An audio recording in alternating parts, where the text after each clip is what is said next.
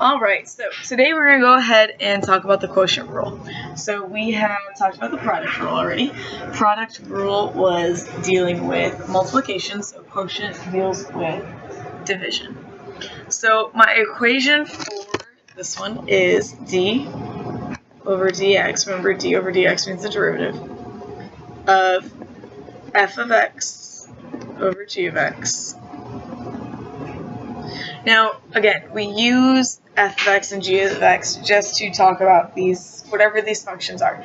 They could be anything from a 1-term polynomial to a 10-term polynomial.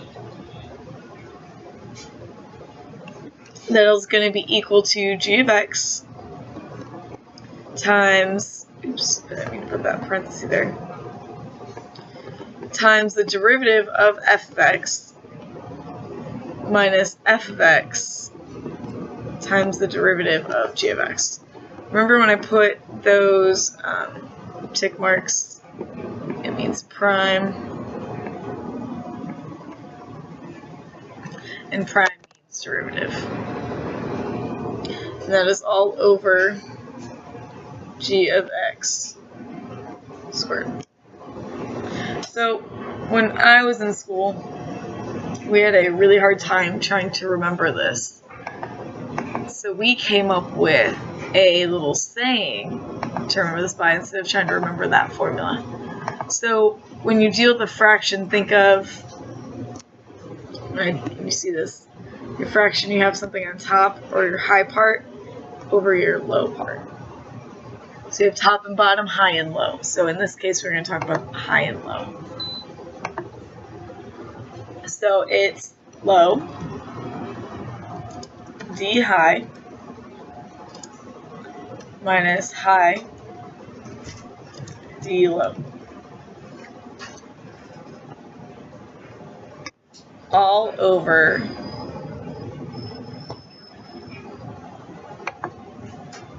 low squared.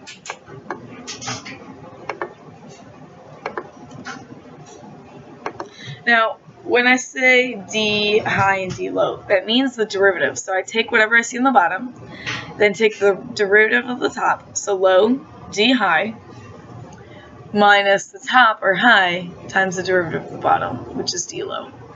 I will probably say this in the notes just because, again, that's what we got really used to doing, and I thought this helped more than this big old red giant mess. Alright, let's go ahead and put this into practice. So we have this first one. We're going to take whatever is on the bottom and rewrite it again, just like what we did with our product rule. So my bottom is x squared plus 1. That's going to be times the derivative of the top, or d high, so the derivative of the top is 5, minus high, which is the top, so 5x minus 2, times the derivative of the bottom, which is 2x, all over low squared.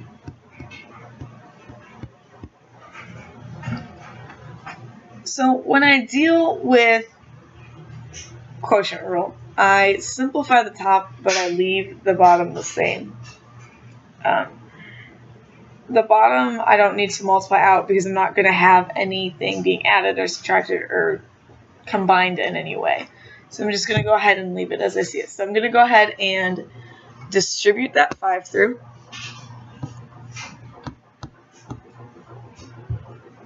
So I have 5x squared plus 5 minus 10x, because I have 5x times 2x, which is positive 10, but then I have that negative sign which needs to get multiplied through. And then same idea, negative 2 times 2 is negative 4, but again, that nice little negative sign, so plus 4x. Just like when we started limits, and I kind of left off that bottom until the end because I knew I had to add it on. Same idea here.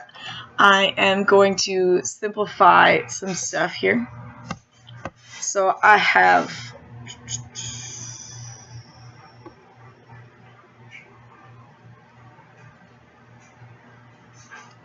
5x squared. Sorry, I thought I was missing something. I have 5x squared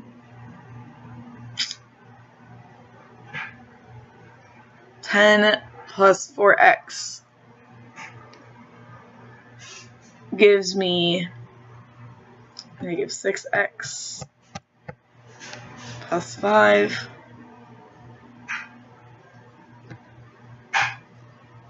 all over x squared plus 1 quantity squared.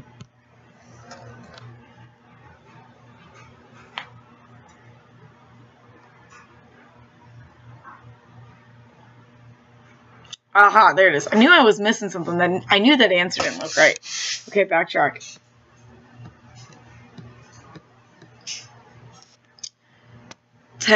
Excuse me, 5x times 2x is 10x squared. I knew I had to have a 5 in there someplace.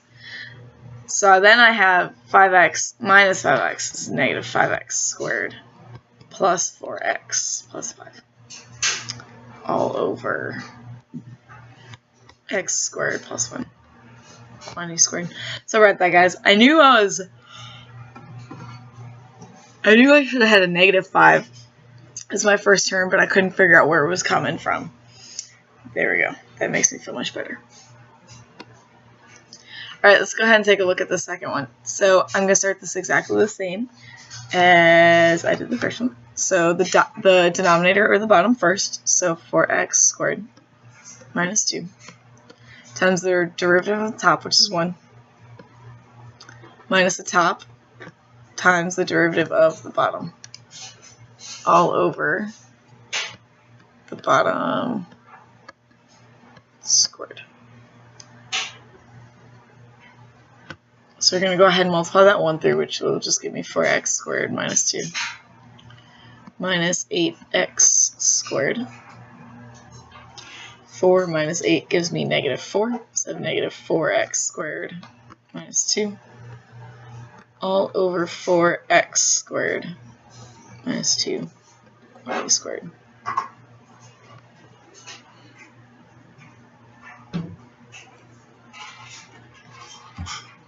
Alright, so in this one we are going to have that exponent of 1/2.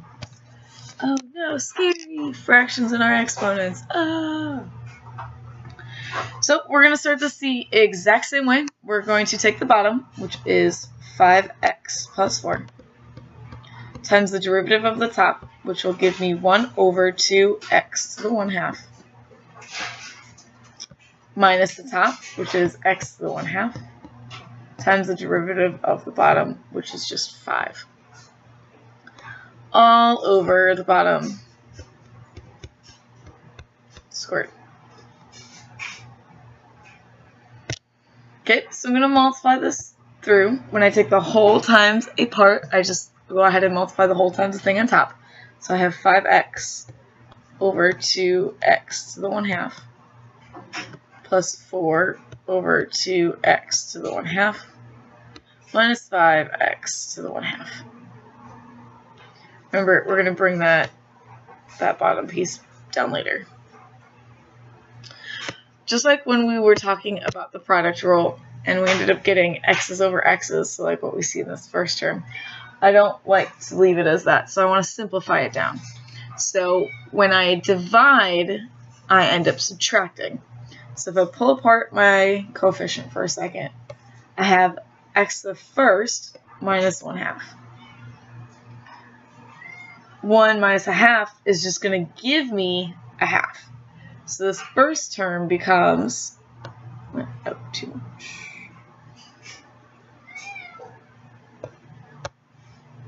My first term will be 5/2 x to the 1/2 plus 4 divided by 2 gives me 2. And that x to the 1/2 is going to stay on the bottom. Minus 5x to the 1/2. Now if you notice, my last term and my first term have the same exponent. So that means we get two combined like terms. So I have 5/2 minus 5. 5 is essentially 5 over 1. We want to get common denominators, so multiply by 2 over 2. So I have 5 over 2 minus 10 over 2. 5 minus 10 gives me 5. So the first term and the last term together combine to give me 5x to the 1/2. Ooh, let me switch colors there. That's starting to run. Hold on 1 second, guys.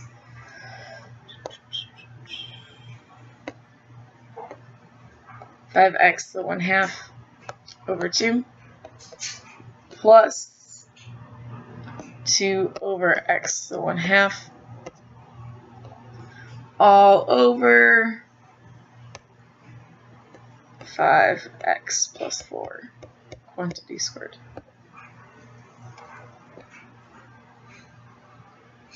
Yay, we did it!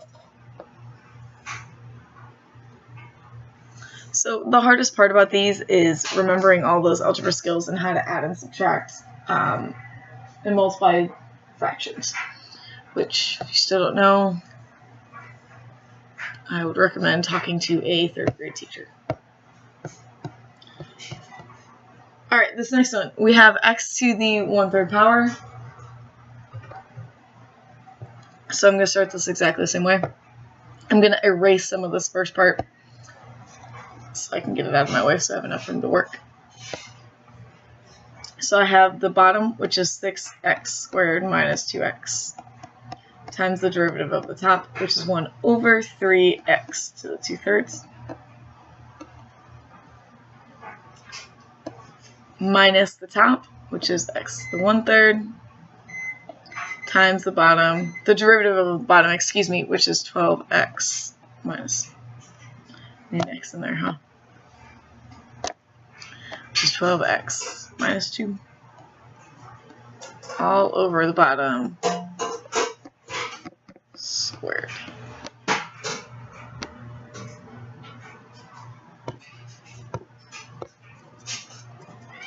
So let's go ahead and do some multiplying. I have a part times a whole, so that means the whole gets multiplied on top. So I have 6x squared over 3x to the 2/3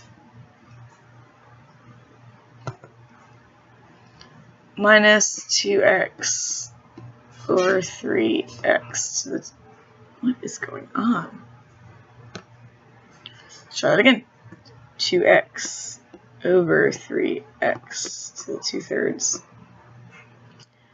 minus 12x to the 2/3.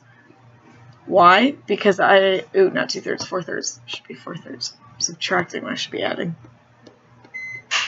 Why? Because I have the 1/3 power from that first term plus 1, which, again, remember 1 is just 3 over 3.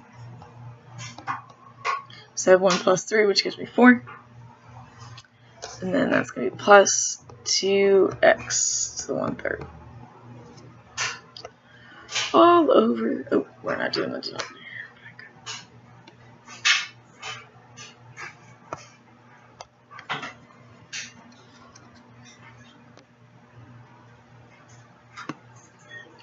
Alright, so 6 divided by 3 will give me 2. Then I have x to the 2 minus 2/3.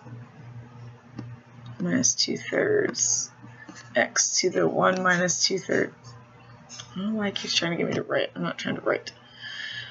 So 1 minus 2/3 minus 12x to the 4.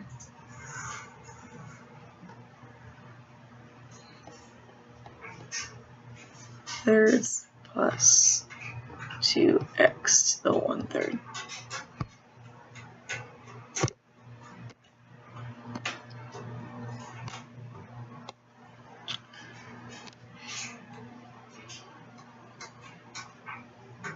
There we go.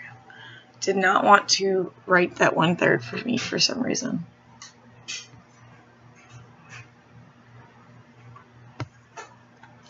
Alright, so this is going to turn into 6 over 3 minus 2 over 3, which gives me 2x to the 4/3. this one is going to be 3 over 3 minus 2 over 3, which is 1/3.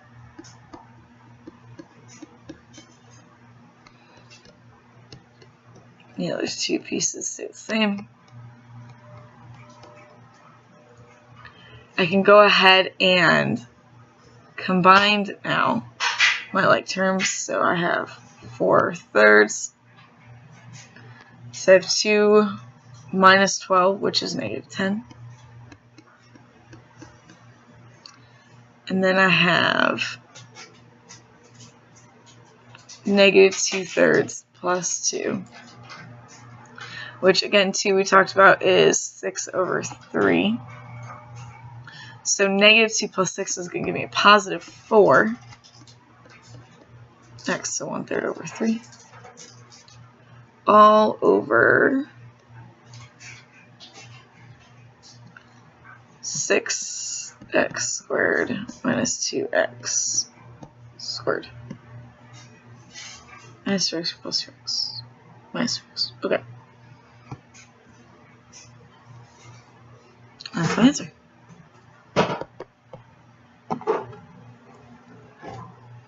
Alright, sine and cosine.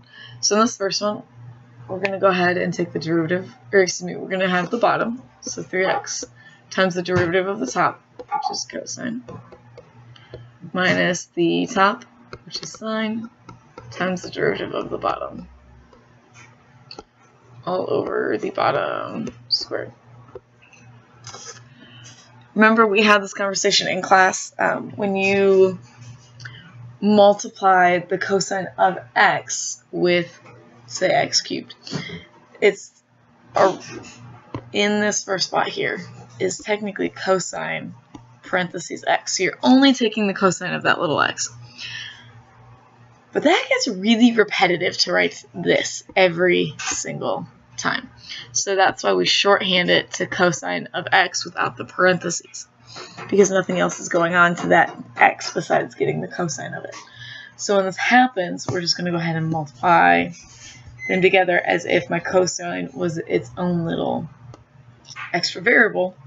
So it's x cubed cosine of x minus 3x squared sine of x. All over. Now in this case, this is something really simple, so I'm just going to go ahead and change it to x to the 6. With the other ones, it was more complicated, so it didn't make sense to change it.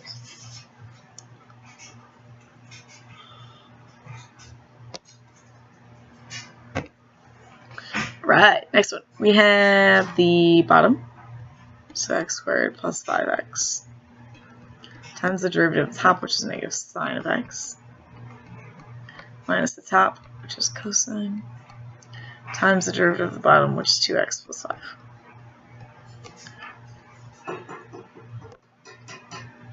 All over x squared plus 5x squared.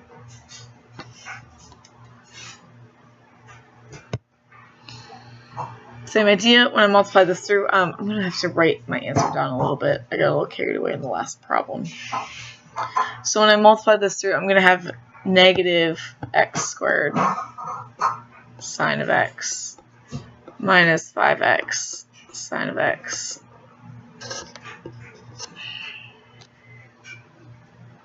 He's trying to make me type things I don't want to type things.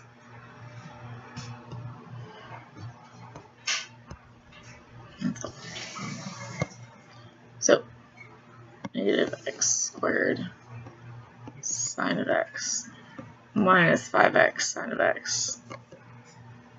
Stop. Minus 2x cosine x minus 5 cosine x. The whole giant thing over x squared plus 5x quantity squared. Just like when I was dealing with my problem to the left, I could not put anything together if they didn't have the same stuff. So I don't have any extra x squared sine x. I have x sine x, but I don't have any x squared, so I don't get to add or subtract anything together. Same thing with my cosines. I have 2x cosine, and I have 5 cosine. So they're not similar. I don't have enough pieces, so I can't put anything together. So then that's just my answer on top. Alright, there's your homework. See you tomorrow.